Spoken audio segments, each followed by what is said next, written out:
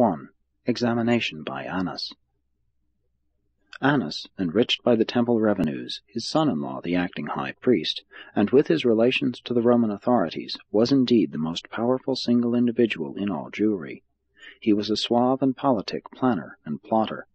He desired to direct the matter of disposing of Jesus. He feared to trust such an important undertaking wholly to his brusque and aggressive son-in-law. Annas wanted to make sure that the Master's trial was kept in the hands of the Sadducees. He feared the possible sympathy of some of the Pharisees, seeing that practically all of those members of the Sanhedrin who had espoused the cause of Jesus were Pharisees. Annas had not seen Jesus for several years, not since the time when the Master called at his house and immediately left upon observing his coldness and reserve in receiving him.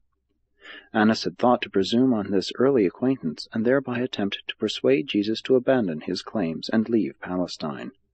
He was reluctant to participate in the murder of a good man, and had reasoned that Jesus might choose to leave the country rather than to suffer death. But when Annas stood before the stalwart and determined Galilean, he knew at once that it would be useless to make such proposals. Jesus was even more majestic and well poised than Annas remembered him. When Jesus was young, Annas had taken a great interest in him, but now his revenues were threatened by what Jesus had so recently done in driving the money-changers and other commercial traders out of the temple.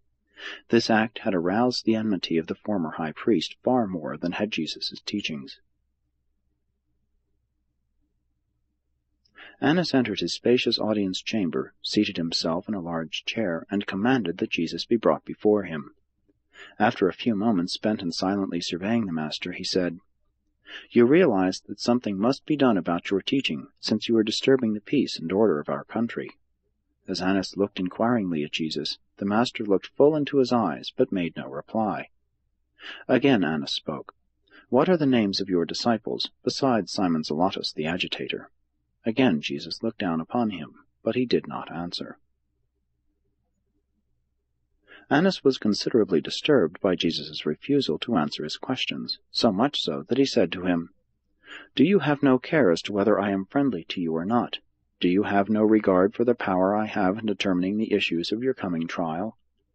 When Jesus heard this, he said, "Annas, you know that you could have no power over me unless it were permitted by my Father.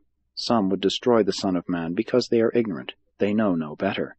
But you, friend, know what you are doing. How can you, therefore, reject the light of God?" The kindly manner in which Jesus spoke to Annas almost bewildered him. But he had already determined in his mind that Jesus must either leave Palestine or die. So he summoned up his courage and asked, "Just what is it you are trying to teach the people? What do you claim to be?"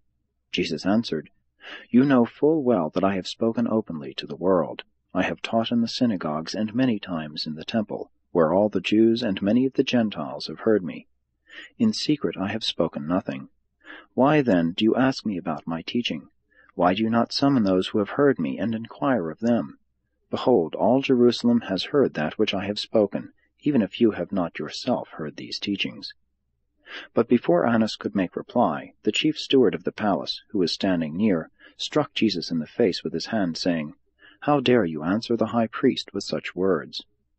Annas spoke no words of rebuke to his steward, but Jesus addressed him, saying, "My friend, if I have spoken evil, bear witness against the evil.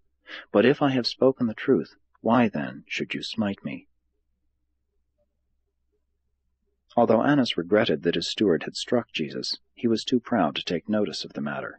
In his confusion he went into another room, leaving Jesus alone with the household attendants and the temple guards for almost an hour.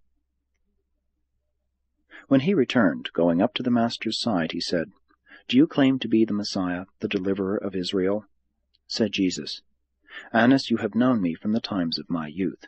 You know that I claim to be nothing except that which my Father has appointed, and that I have been sent to all men, Gentile as well as Jew." Then said Annas, "I have been told that you have claimed to be the Messiah. Is that true?" Jesus looked upon Annas, but only replied, "So you have said." About this time messengers arrived from the palace of Caiaphas to inquire what time Jesus would be brought before the court of the Sanhedrin. And since it was nearing the break of day, Annas thought best to send Jesus bound and in the custody of the temple guards to Caiaphas.